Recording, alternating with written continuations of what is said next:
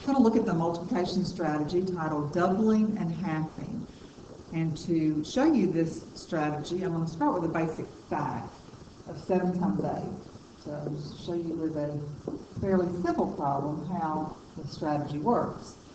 Now you can double or half either of the factors. So in this case, we're going to look at our 7 times 8.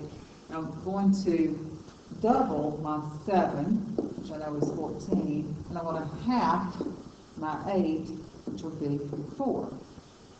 Now here, at 14 times 4, there may be some students that could mentally multiply 14 times 4 and know that that's 56.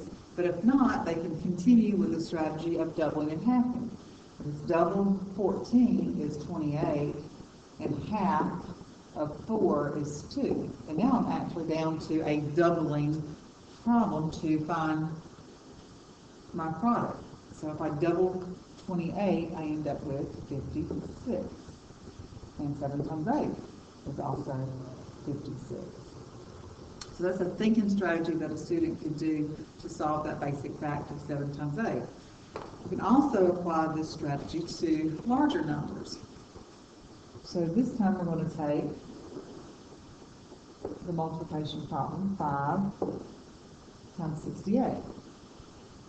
Which now this is not a basic fact, fairly simple multiplication problem, but not a basic fact.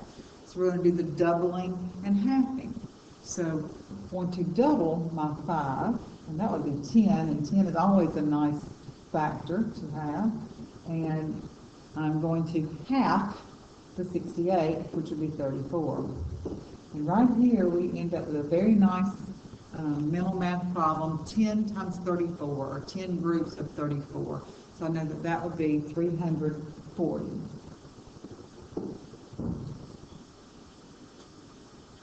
So since 10 times 34 is equal to 340, 5 times 68 is equal to 340. Okay? I want you to be able to see the different problems. I'm going to keep those on the screen here. And we're going to go now to a 2-digit times a 2-digit to show you how this would work with the doubling and halving. So we have 25 times 16. I want to double one of my factors and half the other. If I double my 25, I get 50. If I half my 16, I get 8. Now right here there may be lots of students that know and use their basic fact. Well, I know 8 times 5 is 40, so 8 times 50 would be 400.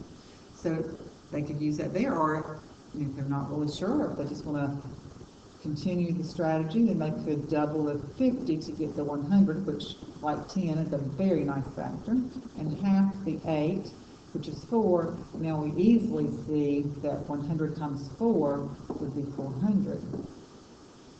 So 25 times 16 is also 400.